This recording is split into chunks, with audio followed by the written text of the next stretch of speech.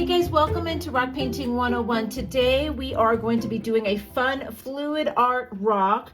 We're going to be doing a heart, and I'm using fall colors today because the fall trees are happening around me, so I just felt inspired by their colors. So the first thing we have to do is we have to prepare our paints. So I've got a big jar here to do white in because I'm going to need white as my main base coat. I've got red, orange, and yellow here. What we're going to do is we're just going to mix our paint with some Floetrol. So you don't need very much of each color for what we're doing here. We're going to go about 50-50 paint and Floetrol, and I've got the giant bottle of Floetrol here. So I actually don't even know if I can bring it in the screen enough for you to see. Whoop. There we go. And then you take and you stir that up all the way mixed in. Okay, so I'm going to prep all three of my paints like this and my white. Now my white, I do have bigger tube paints for white. So I will talk about consistency once I get all of these paints mixed, and we'll check our consistency to get our fluid paint the way we want it for this technique.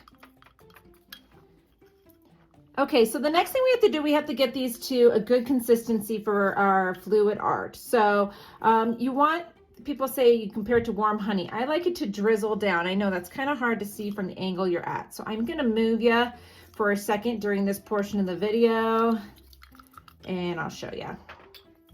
Okay, so you're gonna see here, let me get, it's easier to see when there's more paint. I'll show you with the yellow here because we made some extra.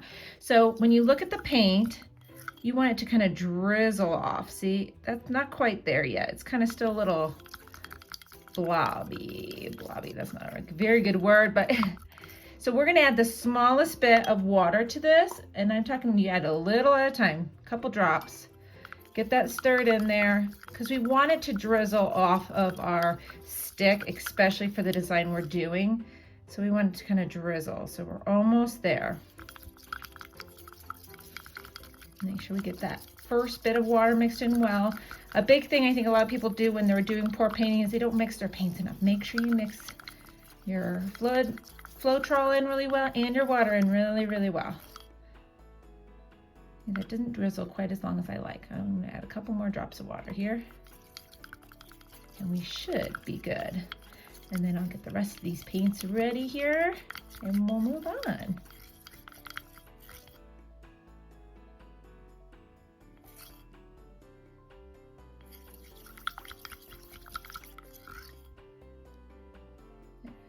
Pretty good. See how it's kind of drizzling off? Probably could do one more splash. I always add my water really slow though. You don't want your paints to get watery because that's not good for the color of your paint or for the project. So just add it slow at a time.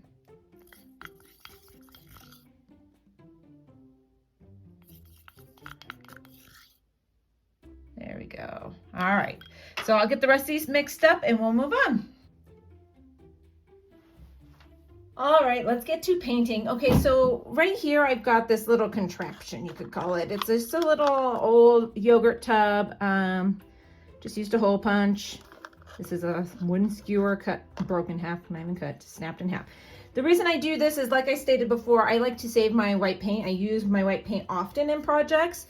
So if I pour my base coat over this, I'll let most of the excess drip over the edge, and then I can pour that back into my container and I won't waste it. Then we'll move down to this cookie sheet for doing the design. Anything that drips over the edges, once there's any color mixed in, I don't save that paint unless I'm using it for something completely different project.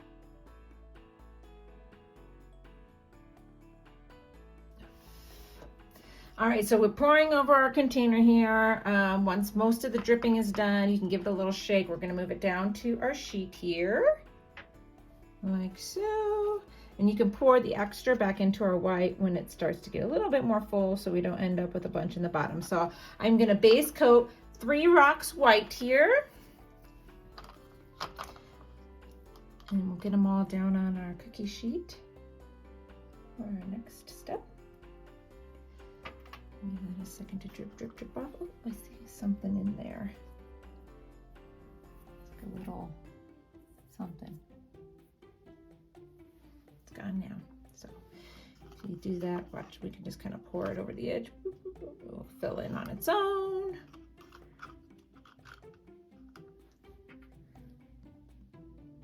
I do like to place my rocks fairly close together because I feel like you'll end up using a little less paint of your colors. Now, if you ever make a rock that you absolutely despise, this is a great way to cover up a rock, or if it gets dinged before you get it sealed, or if it just never turned out how you wanted it to. Pour painting is a great way to cover a fupa. Pour painting is a great way to cover a mistake. All right, we want to make sure we get all the way over the edge here. I've got the paint's kind of stuck here on the side. So I'm just going to encourage it over with a little bit more paint on my popsicle stick. All right, now it's okay that this is a little bit thinner because we're going to put paint on top of it. This is just really going to help the paint move and flow on top of our rock. So if you're looking for a thicker white base coat, you're going to want to keep your paint a little bit thicker. But for our purposes, this is perfect. All right, we're going to pour extra back in. Actually, I'm going to leave that kind of sitting here. I try so hard not to waste paint. All right, got most of that out. We'll scrape that clean too. All right, so now you've got your other colors. I like to stack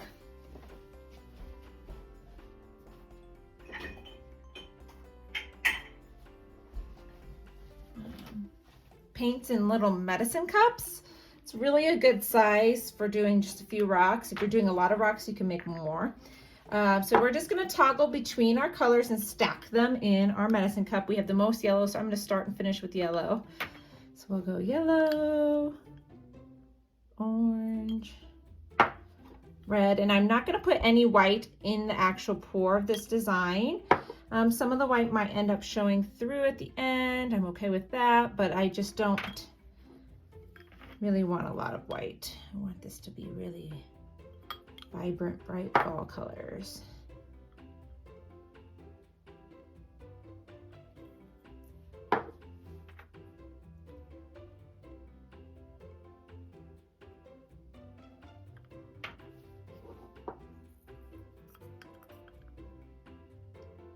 And if you can see, I'm trying to aim for kind of the same spot within my paint. A couple dots here and there is not a big deal, but you want to stack your paints a little bit, so it helps the colors kind of separate while you're pouring. Let's get this white out of the way. So here's the fun part.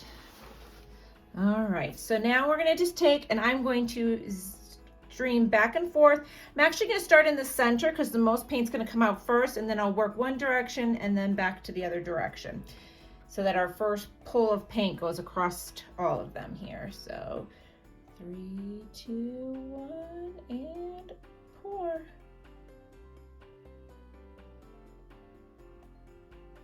I'm going to go back across the strip in the center. And I like to get centers first before I go back and get the edges, only because it will spread towards those edges. Now this one, you can tell, is a little bit downhill. So getting this top part, I'm going to be very careful to make sure I get it.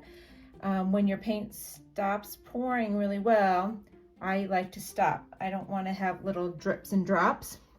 You can always come back with more paint, but what we can also do here, I don't want to do it much, but these look really neat, is you can tilt ever so slightly.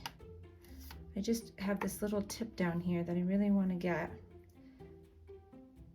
I might just stack a little bit more, because I really think those look neat. I'm just going to get the smallest bit more paint, do one more little stripe there, see what I can get out of these containers. Even if it's yellow, because we do have the most yellow, if I put yellow on top.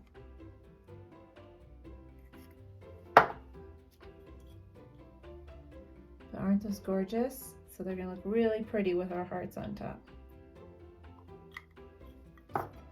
All right, so see, I just got the littlest bit. I put yellow and then red on top, and then we're just gonna pour it right back out just because I want to get this tip on this one. Go back. Just separate it just a little bit. All right, now we are just gonna let these set and settle, and I always let them dry for at least 24 hours before I go back with any sort of lettering, or in this case, hearts to them. So these are gonna be on some dry time, and but yeah, we'll obviously just phase forward here in a second. Alrighty, we've got some completely dry stones here. And I'm gonna show you just a super simple fall heart you can do, or you could do this heart for anything. I'm writing the word fall inside. Now I'm using my 1M Posca, but this is a very worn down 1M Posca. These kind of have like almost like a plastic tip to them. I'm not sure exactly what they're made out of, but over time they will wear down when you're working on rocks. So I buy them in 3-packs, and I use different ones in different stages. So for this design, I don't need a super fine tip. So I'm gonna go ahead and use a pen that is worn down a little bit. It will be a slightly thicker line than if you have like a bright or a brand new 1M Posca. So I'm just gonna pick one of these rocks here. We're gonna write the word fall in the center. And I'm not overthinking this, just really quick. This is kind of a very sketch style. We're gonna do a little swirl underneath it there. And now we're gonna build hearts around our fall. Now this is so good for people that are uncomfortable with building hearts or drawing hearts that look even, because it doesn't matter if they're even in this design. So we're just gonna start. I am gonna take my time so that it's a good shape, but I am gonna put it on without thinking, are the sides exactly perfect? We're gonna do 3 hearts. You don't want to line exactly on the same line. So sometimes with the second and third one, I kind of draw a little bit faster so that I don't accidentally trace over the line completely, like so. Just like that, okay? I know it looks so simple, but guess what, you guys? People need simple rocks. So now we're just gonna add some dots.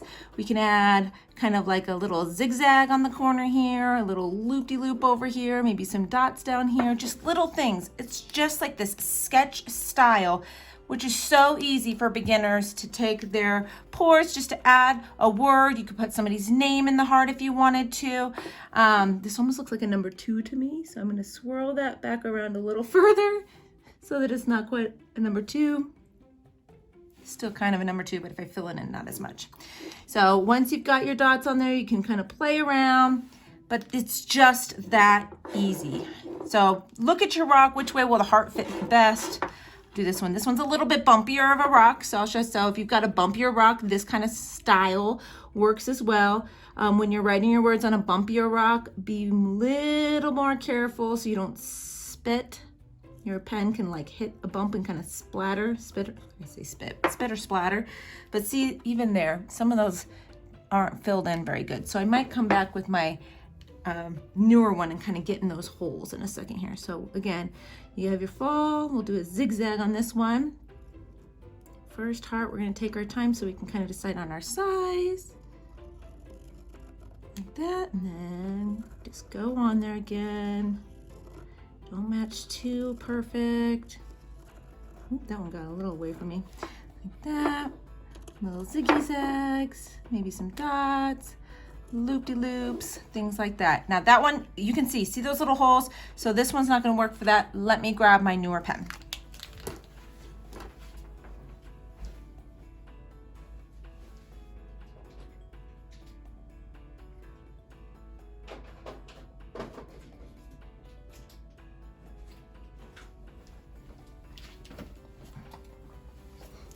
Okay, so I've got my newer. See, look at the difference here. I'll open them both so you can see. This is what a newer one looks like here on top. And that is what, let's make sure that gets into focus. That's what a brand new one on top looks like, or one or two uses, and then see over time how it wears down. But they're still usable, and you can get replacement tips if you happen to wear it down when you still have a lot of paint. But they take a while to wear down. I mean, I haven't even gone through very many, and I've been painting rocks for a long time. I use them all the time. So I'm just gonna take this and I'll be able to kind of come into these indents and fill those in, the little dots and bumps. And I'm not rubbing it, because if you're hitting those dots and bumps, that's what wears it down. I'm just kind of wiggling it in those holes, just kind of fill them with the paint. So I'll continue to do that, but I'm going to speed it up for you.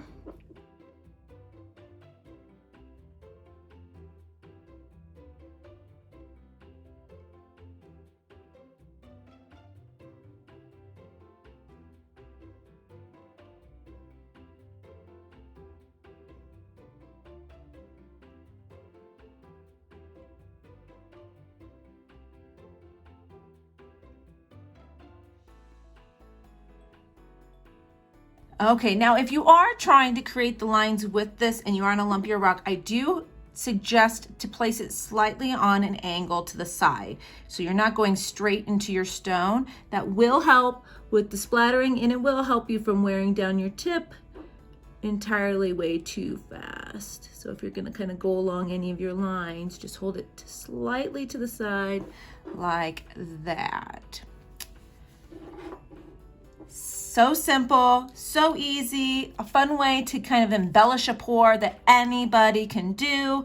So I hope you enjoyed this pour painting tutorial and this quick little embellishment at the end here.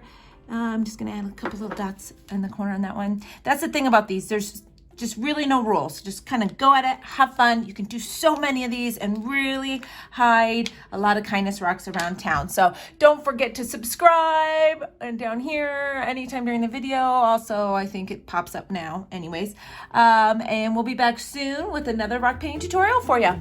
Bye-bye.